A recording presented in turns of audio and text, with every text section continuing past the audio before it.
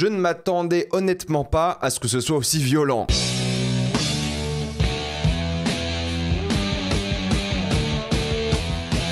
Alien Earth, épisode 1 et 2. Comme d'habitude, jusqu'à la minute indiquée dans le titre de la vidéo, il n'y aura pas de spoilers, soyez tranquille, après on va tout spoiler. Alien Earth raconte l'histoire d'un vaisseau spatial appelé le Maginot qui va s'écraser sur Terre. Le problème est que ce vaisseau contenait des espèces vivantes extrêmement dangereuses. Avant de commencer cette vidéo, j'aimerais remercier le partenaire officiel de celle-ci, Cyborgos VPN et ses 38 millions d'utilisateurs et presque 5 sur 5 sur Trustpilot. Vous les connaissez, c'est le meilleur moyen de soutenir la chaîne, mais c'est aussi un service utile que j'utilise tous les jours. C'est simple, je vous mettrai dans la description le cadre épinglé des sites internet qui vous disent dans quel pays se situe le film que vous voulez regarder. Ensuite, vous changez de pays. Canada, États-Unis, Royaume-Uni, Belgique, Suisse, Italie, vous allez avoir la VOSTFR et même la VEF dans certains cas. Quelques exemples sur Netflix, vous avez Je suis toujours là, Paddington 3 ou La chambre d'à côté. Sur Disney+, vous allez avoir Blanche-Neige, Captain America, Brave New World ou encore The Amateur. Sur HBO Max, qu'il faut utiliser depuis l'application HBO Max, mais si vous l'avez via MyCanal, vous vous connectez avec votre compte Canal sur l'appli HBO. Vous avez Destination Finale Bloodlines, Sinners, des films comme Freaky Tales qui sont arrivés récemment ou encore La légende d'Oshi. Si vous êtes un gros consommateur de YouTube, YouTube Premium est vraiment utile aujourd'hui. Il suffit de prendre un VPN dans un pays de l'Union Européenne parce que c'est plus simple comme la Roumanie, la Bulgarie et ça sera moins cher. Il y a plein de tutos en ligne qui vous disent comment faire. Ça marche sur plein d'autres abonnements comme Letterboxd Patron aussi. Depuis quelques semaines, il y a des sites internet qui sont plus disponibles sauf si vous mettez votre carte d'identité. Donc si vous voulez continuer de vous régeler le gorilla, il suffit de prendre un VPN et changer de pays. Vous serez bien plus en sécurité avec un VPN que ce soit sur la Wi-Fi de l'université, de l'aéroport, de l'hôtel ou encore de chez vous. Vous pouvez partager un compte avec 7 personnes au total. C'est disponible sur tous vos appareils préférés et ceci sans aucun problème. En quelques clics, c'est fait. Tout le monde peut le faire. Vous pouvez essayer par vous-même car vous êtes satisfait ou remboursé sous 45 jours et vous avez une assistance technique en français 24h7. Utilisez le lien dans la description, dans le cadre épinglé afin de vous abonner à Cyborgos VPN et bénéficier de 83% de réduction plus 4 mois gratuits. Foncez sur l'offre. Vous le savez, j'adore la saga Alien. J'en ai même fait une vidéo de 3 heures l'année dernière après la sortie d'Alien Romulus. Donc j'avais hâte de voir la première série Alien, la première œuvre hors cinéma après le rachat de Disney aussi, mais de manière générale. Alien, ça a toujours été une expérience cinéma avant tout et on savait que Disney allait capitaliser, c'était évident. Et plusieurs séries avaient été annoncées à la base, dont des séries d'animation en mode Alien Isolation, mais qu'une seule série live action. Celle-ci, il y aura 8 épisodes d'1 heure environ à chaque fois et j'espère faire la critique de tous les épisodes chaque semaine. Il y a moyen que je rate une semaine dans le tas, à voir, à déterminer, ça dépend à quelle heure sort l'épisode en question, mais en tout cas la promo était réussie, les bandes annonces n'en montraient pas trop, on savait pas trop de quoi ça allait parler et tout, les affiches étaient de manière générale géniales et à la base il faut savoir que cette série était une série sur Weyland Yutani et non pas forcément une série sur le xénomorphe, sur l'alien, mais ça a vite changé, ils ont vite mis le xénomorphe au plein milieu du marketing de la série et maintenant la série tourne autour du xénomorphe. Évidemment il fallait qu'il y ait un xénomorphe qui chasse quelqu'un dans l'œuvre et c'est montré très rapidement dans le premier épisode et à la base c'était une rivalité entre les entreprises, ce qui est aussi présent ici, mais c'est plus la série Weyland Yutani qui était prévue à la base. Là on est vraiment sur une série Alien avant tout, qui va parler d'autres choses aussi que le xénomorphe bien évidemment, mais on ressent un peu le mix, on sent que ça a été retravaillé pour des raisons presque marketing et tout, on en parlera dans la vidéo, et c'est Noah Hawley, le showrunner de Légion et Fargo qui s'en occupe. Son objectif c'est de faire 5 saisons sur 10 ans, c'est son nouveau bébé. Il écrit d'ailleurs tous les épisodes de cette première saison, et il y avait pas mal de polémiques sur le fait qu'il n'allait pas respecter Prometheus et Covenant.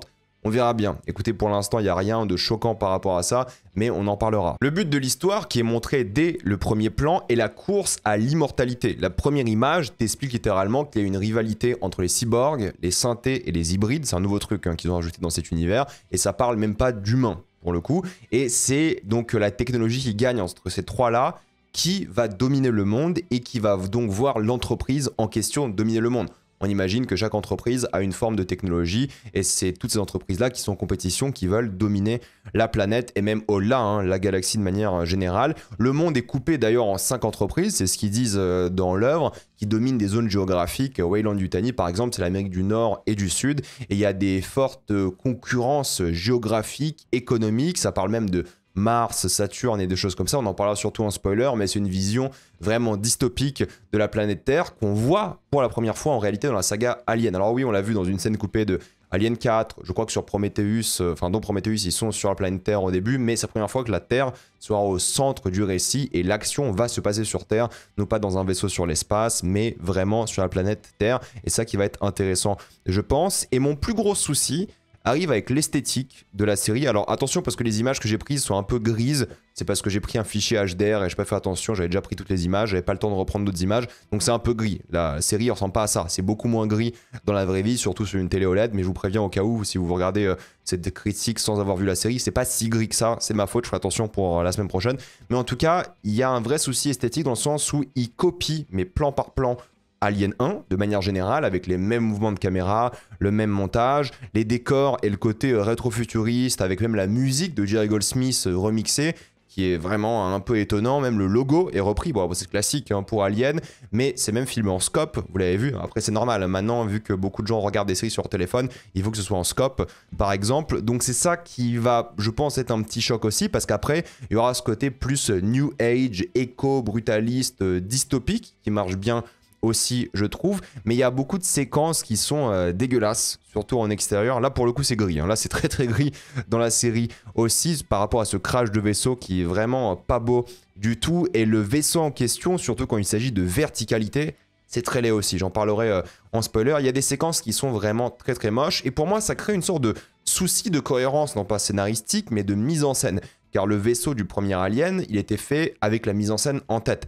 Vu que Ridley Scott, avec le Nostromo, là c'est le Maginot, vous avez compris, Maginot, Lynn Maginot, bon, c'est évident, hein, mais il avait bâti avec la mise en scène en tête, donc tu avais ces longs couloirs qui permettaient d'avoir un rythme complètement différent, parce que Ridley Scott, elle a utilisé sa caméra d'une manière à créer du suspense, de la tension, ces couloirs un peu pointus, ces formes un peu très géométriques, des angles morts. Donc il y avait vraiment une volonté de faire un décor qui allait servir la mise en scène. Sauf que là, ils reprennent les mêmes décors, mais la mise en scène n'est pas du tout la même, parce que c'est une série, ils n'ont pas le temps d'être lents de manière générale, et je trouve que ça marche pas par rapport à l'horreur et l'action dans beaucoup de cas.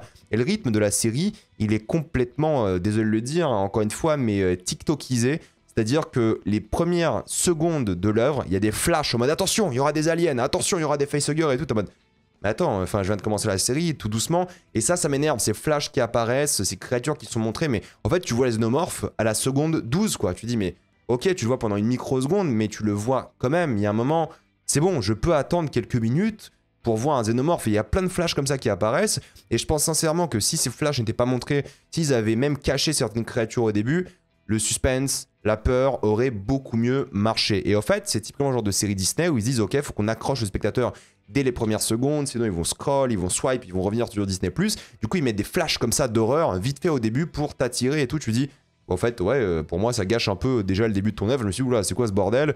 Qu'est-ce qui se passe avec le montage et tout? Ça va pas du tout. Surtout qu'en fait, après, il y aura des plans super lents, entre guillemets, à la Alien 1, et ça marche pas du tout, quoi. J'en parlerai surtout en spoiler, mais la série, en termes de mise en scène, m'a déçu parce qu'elle essaie de mélanger gigantisme d'effets spéciaux, mais ils ont pas le budget, de une, pour ça. Ils ont pas le rythme aussi pour ça, parce que ça va très très vite, hein. Il se passe beaucoup de choses dans les deux épisodes, avec beaucoup de décors différents, mais ça sent le côté vraiment rushé tout le long, et ils ont pas le bon rythme de manière générale. Tu sais, ils prennent pas du tout leur temps, ça va super vite à chaque fois, et le budget suit pas, et la mise en scène ne suit pas non plus. Tu vois que ça a été vraiment fait, non pas à l'arrache, hein, mais rapidement. Et en termes de séquences horrifiques, ça m'énerve, parce qu'il y a des séquences qui marchent bien, qui sont originales, qui sont réussies. Je dis pas qu'elles font peur, mais il y a du dégoût, il y a de la brutalité, de la violence. Le souci, c'est que ça alterne entre les deux. Ces scènes d'action un peu nulles, ce truc un peu rushé avec le montage, le rythme, et les scènes horrifiques où ça se pose, ça prend son temps et c'est bien fait. Et justement, d'alterner entre les deux, bah, ça gâche les scènes un peu horrifiques parce que t'as pas le temps de te remettre de l'horreur, entre guillemets, que s'enchaîne sur un truc qui va super vite. Et oui, le rythme est hyper rapide, quoi. Et moi, ça m'a un peu, non pas dérangé, parce qu'en vrai, moi, je m'en fous d'avoir des trucs aliens qui vont vite. Alien, c'est hyper bien rythmé. Alien, beaucoup moins. Mais voilà, les films aliens, c'est plus de l'action que l'horreur dans la majorité des cas. Sauf que là, je trouve que ça marche pas très très bien de ce point de vue-là. Après, il y a des idées de mise en scène, hein. Tout ce qui est superposition comme ça de deux personnages, j'en parlerai surtout en spoiler, je trouve que c'est une très bonne idée. Mais le but quand même, c'est de se concentrer sur le drame des personnages, ce qui est bien. Mais l'émotion, parfois ils en font des caisses et je trouve que ça marche pas. Je trouve que c'est pas assez touchant parce qu'ils n'ont pas passé assez de temps avec les personnages. Encore une fois, j'en parlerai en spoiler. Et ça va tacler les thématiques habituelles, le capitalisme, le ravage que ça fait sur les droits des travailleurs, à quel point ça les déshumanise de manière générale, la recherche d'humanité chez les êtres vivants, les synthés, mais surtout les hybrides, donc ces nouvelles formes de vie. C'est une quête d'identité vraiment importantes pour ces personnages. L'enfance, l'ignorance, l'innocence, la parentalité, l'immortalité, l'hubris, l'homme qui joue à Dieu, le côté Peter Pan, Lost Boys, vieillir, mourir, etc. Bon, vous avez compris un peu, j'en parlerai surtout après, mais il y a aussi un truc musicalement qui m'a quand même pas mal étonné, c'est-à-dire qu'il y a ce côté vraiment Jerry Goldsmith de la musique du premier film, il y a vraiment des musiques qui reviennent du premier film, et en même temps il y a un côté très rock à la fin de chaque épisode. Je me dis mais qu'est-ce que je regarde quoi? L'ambiance musicale marche pas du tout, et ça m'a fait comprendre que ces deux épisodes-là, cette série n'a pas d'identité visuelle, d'ambiance ou de musique unique. Ça a essayé de singer Alien, et ça, quand ça ajoute des nouveaux trucs qui sont propres à la série, c'est pas trop mal, mais le mélange des deux marche pas très bien, quoi. C'est entre hommage, alors je dis pas fanservice, hein, mais surtout hommage et nouvelle direction, mais l'équilibre fonctionne pas des masses. Et pareil pour les acteurs, aucun ne m'a impressionné, pourtant, voilà... il y a Timothy Olyphant, mais il n'a pas beaucoup de choses à faire dans ces deux premiers épisodes. Mais les autres, même certains, je trouve qu'ils jouent assez mal. Donc c'est assez dur de parler positivement à 100% d'Alien Earth parce que je suis un peu déçu sur certaines choses. Pour l'instant, c'est trop inégal d'après moi. C'est divertissant, avec beaucoup de potentiel, et je suis grave curieux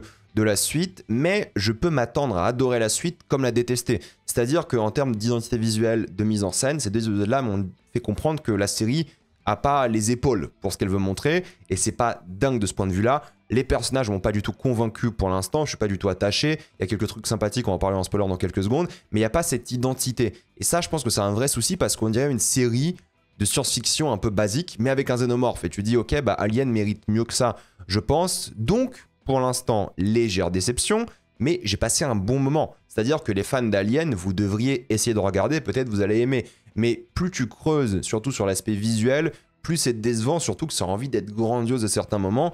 Donc c'est ça qui m'a un peu manqué dans cette série pour l'instant, mais on en parlera, j'espère, semaine par semaine, et on verra. Et maintenant, je vais passer en spoiler. Ces apparitions de violence, flash, qui sont des flash-forward en réalité, c'est dommage parce que tu te mets dans l'ambiance, t'as la musique, le texte rétro-futuriste, le texte qui apparaît lentement, et en même temps, ces gros flashs et tout, tu te dis mais qu'est-ce qui se passe quoi?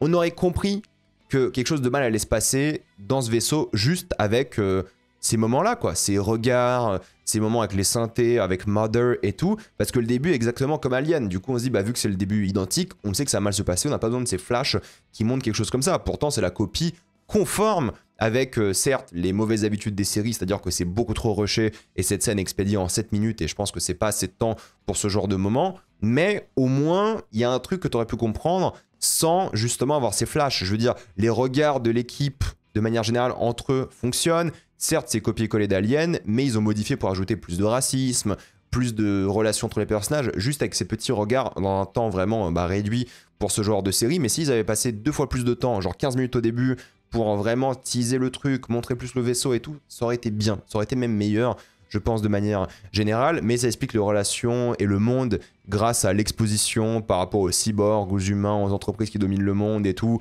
le côté presque conspiration de la chose, et en même temps ça fait un truc intelligent, c'est-à-dire qu'ils sont tous à table, et il y a un montage qui permet de faire un lien avec justement le trillionnaire, donc comme s'il était à la même table qu'eux. Il y a un lien qui est effectué par le montage entre ces deux-là, et je trouve ça pas mal du tout, mais je pense que sans ces flashs, qui sont encore une fois des flash forward, parce que tu vois la mort des personnages dans ces flashs, la scène aurait été meilleure, et le début aurait été meilleur, surtout que ça gâche une bonne partie du suspense, de l'horreur.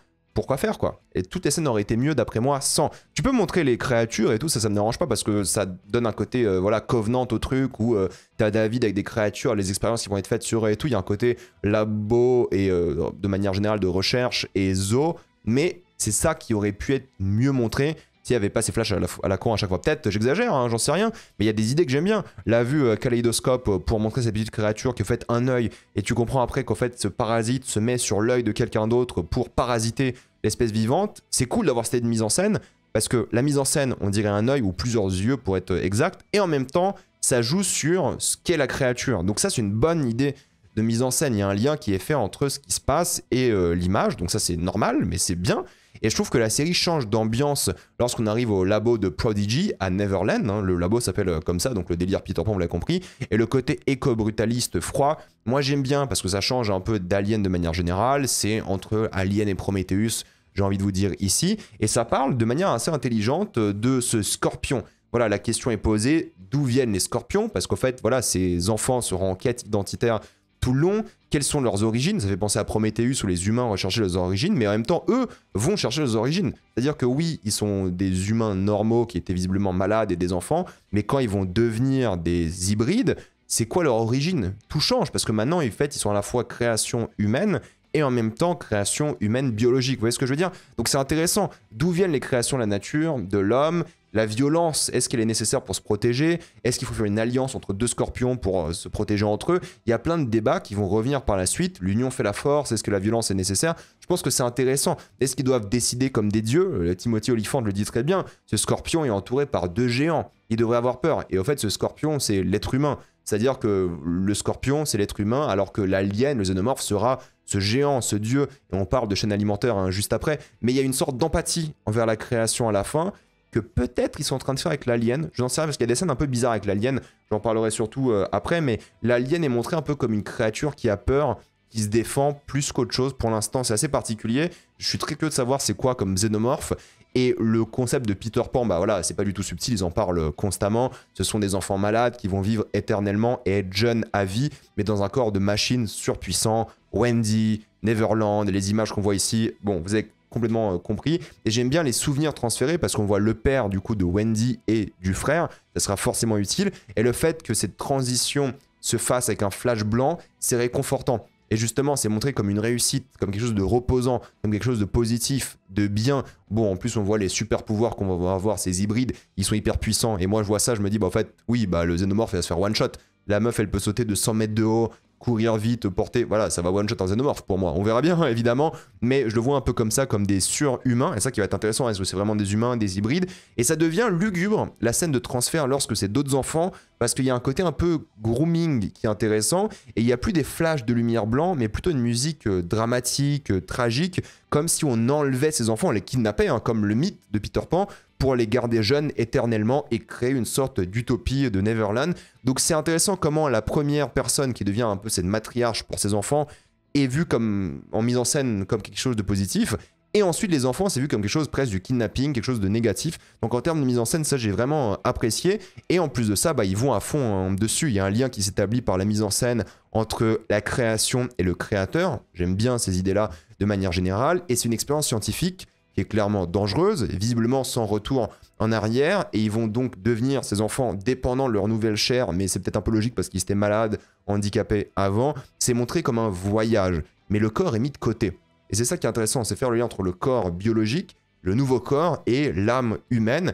Et c'est ça en fait, ce sont du bétail. On le voit, hein, il y a plein d'images sur le bétail de manière générale. Ce sont des expériences secrètes. Bah voilà, l'image classique thaïlandaise, hein, des singes qui ne voient rien, disent rien, n'entendent rien. Donc ça montre encore une fois le côté secret de la chose, comme en fait les hybrides, cette nouvelle invention nouvelle que personne ne connaît. Ça sera l'arme secrète hein, du trillionnaire. On le voit le frère quand il rencontre sa sœur à la fin et il sait pas en fait que les hybrides existent et c'est assez intéressant. Donc on voit que c'est une arme vraiment vitale. Mais pourquoi? C'est ça la question. Pourquoi cette idée d'hybridation?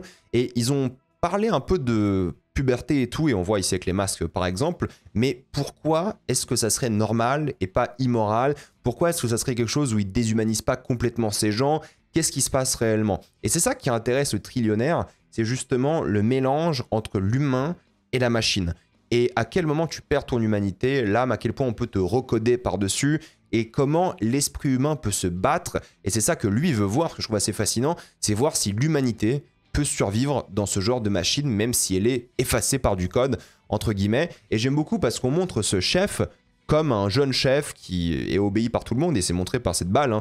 T'aurais pu penser que c'est son père ou quelqu'un de plus haut dans l'entreprise, mais non, la manière dont il interagit avec lui en lui donnant cette balle, tu dis ok, c'est comme, pas son esclave, mais son employé, et c'est lui qui est respecté ici. Donc ça lui met une sorte de puissance, je dirais, dans la séquence qui est pas mal du tout, alors que elle, de l'autre côté, va à la fois développer une sorte d'instinct maternel, mais tu sais pas s'il est vrai ou pas, mais elle va surtout comprendre qu'elle est emprisonnée avec les autres enfants, et elle dit aux enfants, bah, en fait, vous êtes emprisonnés. Voilà, vous êtes en prison, vous pouvez pas partir d'ici, c'est Neverland.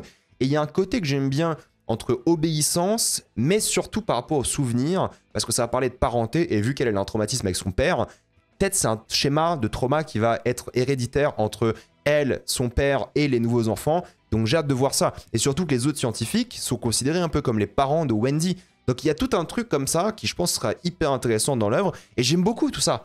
tout le délire Prodigy, j'allais dire Wayland Yutani, mais il y a aussi Wayland après, tout le délire Prodigy avec les synthés, l'hybridation et tout, moi j'étais à fond quand la série était annoncée comme une série sur Wayland Yutani parce que je trouve le concept intéressant et c'était toujours au cœur d'Alien aussi. On aurait très bien pu, pour moi, faire une série Alien sans Alien, si vous voyez ce que je veux dire. Bon, on l'appelle pas Alien, on l'appelle Wayland Yutani, mais toute cette partie-là, moi j'ai beaucoup aimé, je me suis dit ok c'est intéressant, ça remet en cause un peu les idées philosophiques de Prometheus et Covenant un petit peu, donc pourquoi pas, ça peut être vraiment bien. En plus il y a cette volonté entre obéir et aider ses propres motivations personnelles, il y a un côté rebelle et autoritaire de sa part qui se met en place, mais elle n'a pas encore d'instinct, c'est ce qu'ils disent, hein. Et c'est le capitalisme parfait, c'est une machine sans émotion qui obéit, mais on voit que c'est imparfait. C'est-à-dire qu'au fur et à mesure, son côté humain va prendre le dessus, et c'est ça que j'aime bien. Et de l'autre côté, on a un cyborg qui fait moins humain que les humains ou les hybrides, alors que c'est un cyborg, hein, c'est à moitié un humain.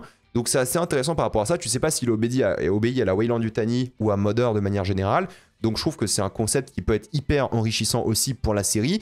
Mais moi, je trouve, sincèrement, que la série se casse un peu la gueule lorsque le xénomorphe arrive. Pourquoi? Parce que j'adore le xéno, c'est-à-dire que c'est un costume. Ils ont mis, pour la première fois, entre guillemets, un mec en costume depuis des années et des années. Mais c'est un costume qui fait vraiment costume, on dirait qu'il sort d'Alien 1.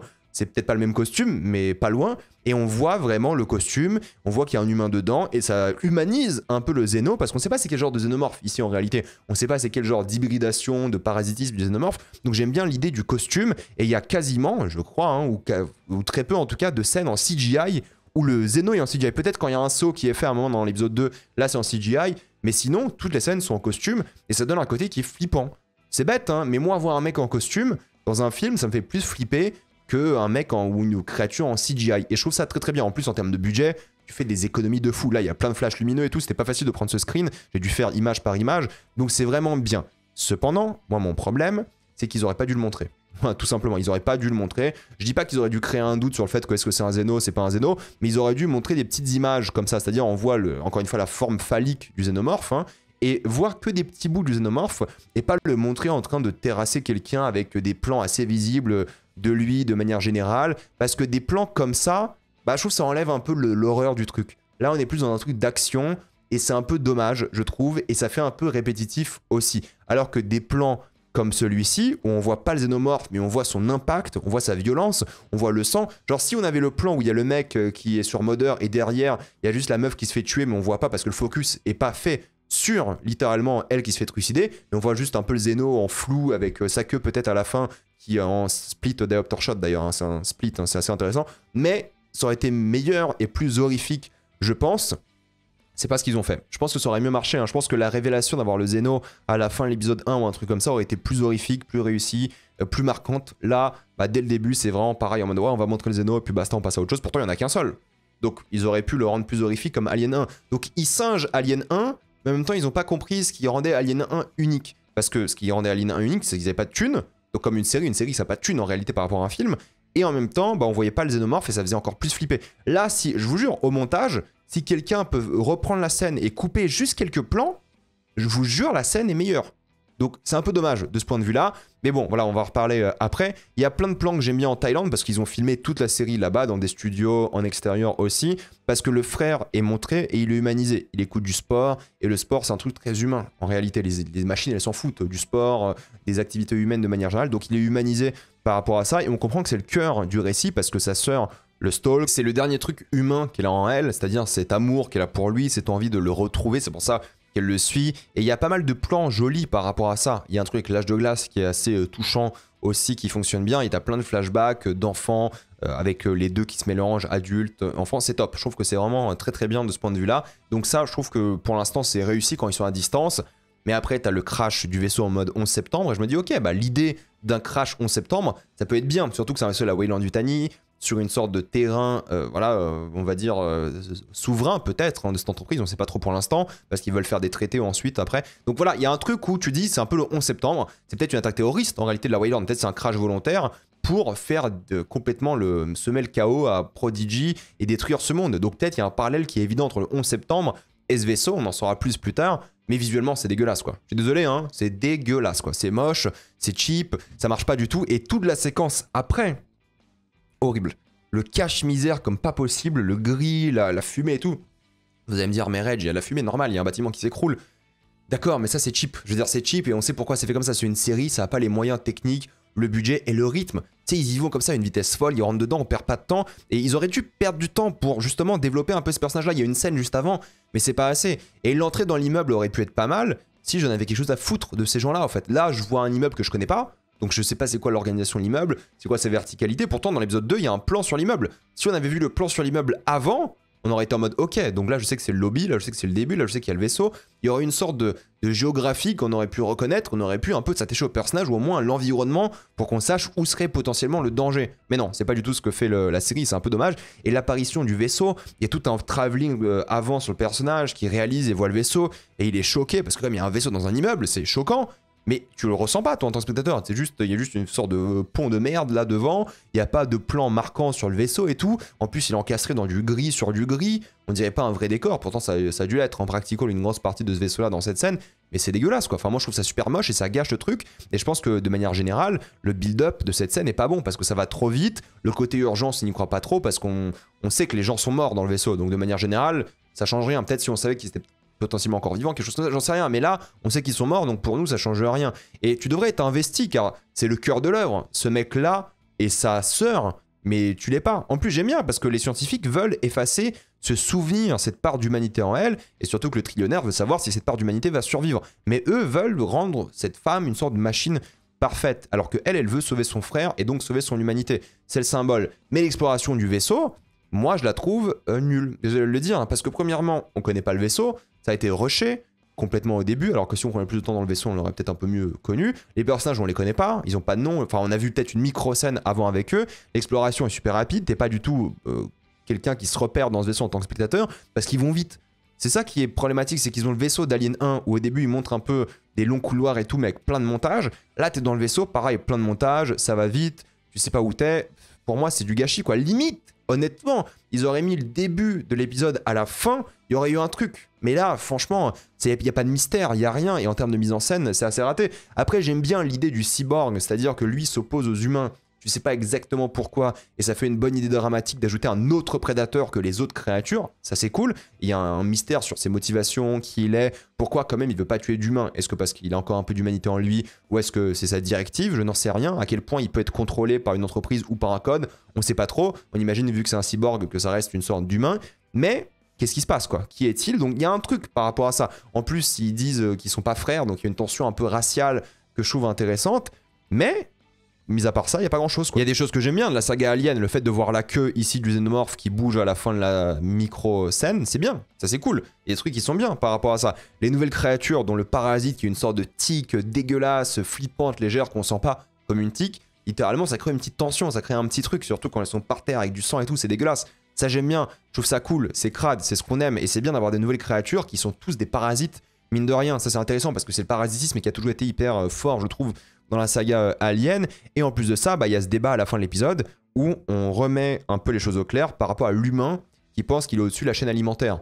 Mais c'est pas le cas, parce que maintenant, il y a les xénomorphes. Et c'est ça qui va être intéressant. Il y a les xénomorphes, les hybrides, les cyborgs, les synthés. Donc ça va être fascinant. Et l'épisode 2, je pense sincèrement que il est pas mal. Honnêtement, il est pas mal au début parce qu'on a cet équipage qui s'est fait tester dessus en mode David à la Covenant. Ça aurait pu être intéressant de voir ça dans un film Covenant 2, n'est-ce pas, Ridley Scott et Disney de manière générale. Donc ça j'aime bien, je trouve qu'il y a un truc où tu dis ok c'est la même musique qu'Alien 1, c'est les mêmes notes de musique, hein, pour le coup c'est exactement la même chose, et ça marche bien, mais c'est une petite scène, c'est pas génial je trouve, et ça marche pas tout le long, parce qu'en fait ce qu'ils font dans cet épisode là, c'est qu'ils jouent sur le mystère, mais nous on sait ce qu'il y a dedans, on sait ce qui se passe, il n'y a pas de mystère pour nous le spectateur, il y a un mystère pour eux, mais vu que tu t'en fous de ces gens là, bah il n'y a rien pour le spectateur. Moi je trouve que vraiment on passe à côté du truc, parce que tu les connais pas, et tu sais ce qui se passe. Donc tu regardes pourquoi, en fait. L'acting, non, parce qu'il joue pas très bien. Alors lui, il joue bien, c'est un bon acteur, mais les autres, je trouve qu'ils jouent pas très bien. Et beaucoup de scènes font fake, malheureusement, d'après moi. Il n'y a pas toujours le budget, et je trouve qu'ils vont tellement vite à travers plein de décors que tu te sens pas du tout dedans, quoi, dans le vaisseau. Après, tout ce qui se passe avec le trillionnaire, moi j'aime bien le délire que ce trillionnaire-là veut rester jeune, et qu'il est content d'être jeune et en compétition avec des intellectuels, et il recherche ça. Il recherche quelqu'un qui peut s'opposer à lui intellectuellement. Pourquoi ? Est-ce que c'est l'ego, l'hubris, l'arrogance? C'est des choses qui sont citées par lui-même, hein, dans cet épisode. Est-ce que c'est la jeunesse? C'est quoi? Qu'est-ce qui se passe en réalité? On veut savoir. pourquoi il est comme ça. Est-ce qu'il veut devenir éternel? Est-ce qu'il veut juste ce défi, cette complexité? Genre, si la Weyland Yutani veulent le faire tomber, c'est que le mec, c'est quelqu'un. Donc, c'est ça qui m'intéresse. J'ai envie de savoir pourquoi lui, qu'est-ce qui se passe. Et c'est les meilleures parties, je pense, de la série. D'ailleurs, il faut une blague sur le fait que lui a cherché des enfants pour débattre avec eux. C'est assez rigolo. Mais en même temps, il reste jeune. C'est ça qui est fascinant. C'est la course à l'intelligence humaine, il dit. Mais pourquoi faire? L'autre lui répond, ah, c'est juste pour avoir des consommateurs immortels. Et il dit, non, je m'en fous de l'argent. C'est pas ça qui m'intéresse. Et ça, je pense que ça va être intéressant. Je pense que philosophiquement, entre guillemets, pour la saga Alien, ça peut être très intéressant et une valeur ajoutée à la saga qui est différente de ce qu'on a vu par la suite. Oui, ça emprunte à Alien 1, à Prometheus, Covenant et tout, mais je pense qu'il y a un truc. Alors, encore une fois, j'aime bien l'idée que Yutani n'est pas du tout respecté par ce jeune trillionnaire. Voilà, il leur parle comme si c'était, je sais pas, un pote ou un truc comme ça, alors que c'est, pour nous, Weyland Yutani, en tant que fan d'Alien, c'est l'entreprise. Pour lui, c'est personne. Et ça, j'aime bien. Je trouve qu'il y a un truc qui désacralise Yutani pour mettre en avant ce mec. Et ça, c'est pas mal. D'ailleurs, il parle vraiment de ce monde capitaliste horrible. Le mec veut démissionner, mais il peut pas. Il n'y a pas de droit du travail là-bas. Hein. Il y a un monopole, il y a un état de surveillance. C'est horrible. Bon, vous comprenez la critique. Évidemment, ça arrive chez nous. Bientôt, d'ailleurs, vous allez voir. Et j'aime bien aussi le concept que la fille commence à contrôler un peu ce qui se passe. Elle commence à réécrire le code. Et c'est un peu, voilà, l'allégorie du libre arbitre. Elle commence à réécrire le code de son IA pour la liberté. Et ça, c'est fascinant parce qu'il n'avait pas prévu les scientifiques. Alors, je pense qu'il y aura des twists aussi par rapport à ça. On verra par la suite avec la série. Il aime bien les twists, de toute façon, avec Légion, par exemple, Noah Hawley. Mais j'aime bien tout ça. Oui, ça fait toujours cheap à beaucoup de moments quand il sort du vaisseau, là. Horrible. Il n'y a pas d'identité visuelle. Tu te dis, c'est quoi ça? Non, mais sérieusement, c'est quoi ces plans horribles? La cage d'escalier, scène horrible et dégueulasse. Et le montage épileptique de cette séquence, ça va pas du tout. Et l'horreur ne marche pas. Là, t'as quand même un xénomorphe qui sort d'ici. L'horreur ne marche pas. Et je pense honnêtement, si ça c'était la première apparition du xénomorphe dans la série, incroyable. Hein. On aurait pu sortir un truc, ça aurait pu être génial. Fait différemment. Mais là, ça va vite. Ça cut constamment. T'as pas peur du tout parce que c'est plus filmé comme de l'action. Et c'est un peu dommage. Et encore une fois, moi, s'ils avaient passé plus de temps avec les personnages d'avant, genre les collègues du frère, bah ça aurait été mieux parce qu'on aurait pu avoir plus d'informations sur le bâtiment, le vaisseau. Et eux, là, par exemple, ils ont une petite scène où lui parle de sa famille indienne. Ils ont brûlé le corps de quelqu'un. Mais peut-être il n'était pas mort. C'est ça qui est intéressant. C'est qu'eux-mêmes ont brûlé leur propre corps lorsqu'ils étaient jeunes et malades pour un nouveau corps. Donc ils ont abandonné quelque chose pour une vie éternelle. Mais est-ce que ça valait le coup? Est-ce qu'ils étaient réellement morts, condamnés? C'est intéressant. Et je pense que ce sera une thématique qui va revenir souvent dans l'œuvre. Et puis il y a tous ces débats-là sur le fait que la peur, c'est pour les animaux. Et ça, c'est intéressant. Parce qu'on dit juste après que le xénomorphe, il ressent la peur. Mais pourquoi? Comment ça fonctionne? Et eux, ils ne doivent pas ressentir la peur. Donc est-ce qu'il est au courant du xénomorphe? Ou est-ce que juste c'est un peu la thématique générale de les humains ressentent la peur, vous n'êtes pas des humains, vous êtes des machines. Ça peut être vraiment fascinant d'après moi. Il dit même que c'est que les enfants qui ont peur. Mais rappelez-vous, ce sont des enfants dans des corps de machines, mais ils ressentent quand même la peur alors qu'ils ne devraient pas. Leur humanité se bat, parce que la peur c'est une qualité, j'ai envie de vous dire, humaine. Et c'est ça qui est intéressant. J'aime bien l'idée d'avoir plein de nouvelles créatures, là, une sorte de plante qui n'est pas vraiment une plante en réalité. Alors oui, le xénomorphe aurait suffi pour faire peur. Sauf que dans une série, t'as beaucoup d'arcs de personnages, beaucoup d'intrigues. Une seule créature qui traque des gens, c'est pas suffisant. On est d'accord. Donc là, ils ont rajouté des créatures. C'est cool. Ça réfléchit un peu l'univers. Ça fait de bonnes choses. Il y a plein de bonnes idées. Je veux dire, le chat infecté avec ce parasite dans l'œil, je trouve que c'est une super idée avec la thématique, encore une fois, du parasitisme. L'aristocratie qui se fait broyer et qui s'en fiche du monde, c'est génial. Parce que justement, alors c'est pas du tout subtil, hein, mais c'est l'aristocratie française, pour le coup, là, qui se fait détruire parce qu'ils disent non, moi je pars pas de ce bâtiment qui va s'effondrer. Et c'est par rapport à nous, par rapport aux riches qui font la fête, qui font n'importe quoi pendant que la planète est en train de mourir. Bon, on a compris, c'est pas subtil, mais ils sont punis. C'est ça qui est bien, c'est que peu importe, hein, si t'es dans la planète ou sur la planète de manière générale, si t'es avec nous, riche pas riche, le destin est le même. Et j'aime beaucoup l'apparition du xénomorphe parce que, encore une fois, il est dans le décor ici. La scène est vraiment satisfaisante de manière générale. La brutalité est vraiment géniale. Il y a plein de gens qui vont dire « Ouais, mais regarde, le xénomorphe, il a tué plein de gens ici en quelques secondes, mais après, il va galérer à tuer quelqu'un. » Je m'en fous. Voilà, moi, c'est le genre de choses que j'accepte pour une œuvre, de manière générale, pour une série. Si ça vous dérange, je sais pas quoi faire. Et peut-être le mec n'a pas peur, en réalité. C'est ça aussi, parce qu'on sait pas ce qui se passe avec ce xénomorphe-là. Mais moi, je m'en fous. Pareil, les objets scientifiques, ouais, c'est quoi ces armes et tout, ces nouvelles armes, une sorte de toile, et une sorte de truc qui électrocute et tout, je m'en fous. Ouais, c'était pas dans Prometheus, Alien Covenant, je m'en fous. Voilà, si vous voulez de la cohérence scénaristique, ne regardez pas des films, ne regardez pas des séries. La cohérence scénaristique ou d'univers de manière générale n'est pas si importante que ça. Ce qui compte, c'est la mise en scène, c'est le scénario de manière générale, c'est les personnages, c'est l'émotion. Là, on s'en fout. Qu'il y ait des nouvelles armes et tout, je sais qu'il y a des gens qui vont bitch par rapport à ça, parce que cohérence d'univers et tout, on s'en branle. Enfin, les adultes s'en branlent, en réalité. C'est pas comme ça qu'on est censé regarder l'art, je trouve, et je pense que ça vous gâche l'art. Bref, c'est un autre débat ça, mais j'aime bien parce que ici les décors sont durs, on ressent vraiment la scène, elle est éclairée de manière complètement différente, c'est satisfaisant de voir ces riches qui s'en fichent de tout mourir, c'est pas subtil mais c'est dans le thème d'Alien. Après oui, il n'y a pas vraiment de tension, de stress dans cette scène avec le cyborg face aux deux soldats. Bon, c'est pas terrible, je trouve, ça marche pas très bien, ça enchaîne beaucoup trop vite les séquences, tu passes par plein d'émotions différentes, ça va trop vite. C'est ça mon souci avec cette série, c'est qu'elle va vraiment dans tous les sens rapidement. Et c'est ça qui est intéressant. Pourquoi est-ce que le xénomorphe n'a pas tué le mec ici? Est-ce qu'il tue que les humains? Que les êtres vivants? Qu'est-ce qui se passe? Parce qu'en vrai, c'est un humain aussi. Est-ce qu'il n'a pas peur? Et du coup, le xénomorphe ressent que la peur? C'est bizarre, c'est nouveau. Le xénomorphe, avant, il tuait quoi qu'il arrive. Qu'est-ce qui s'est passé? Qu'est-ce qu'il a fait? Ça va être fascinant, je pense, à découvrir au fur et à mesure de la série. Donc j'ai hâte de voir ça. Et j'aime bien voir ce xénomorphe comme une machine à tuer, quoi. Il massacre des gens hors champ, de manière hyper satisfaisante, efficace, et tu vois le danger. On a repris un seul xénomorphe et on l'a rendu extrêmement dangereux. Chose qu'on avait un peu perdu avec les nouveaux aliens, d'Alien 2 avec Cameron. En fait, il y en a tellement que ça les rend moins dangereux individuellement. Là, on a un xénomorphe et il fait un carnage. Et ça, j'aime bien. Ça, c'est la bonne leçon à prendre d'Alien 1. Et ça, je trouve que c'est très cool ici. Par contre, encore une fois, voir le monde passé, les souvenirs, le sport et tout, ça humanise cet homme-là qui a perdu son humanité quand sa famille s'est brisée, et surtout à cause du capitalisme de manière générale.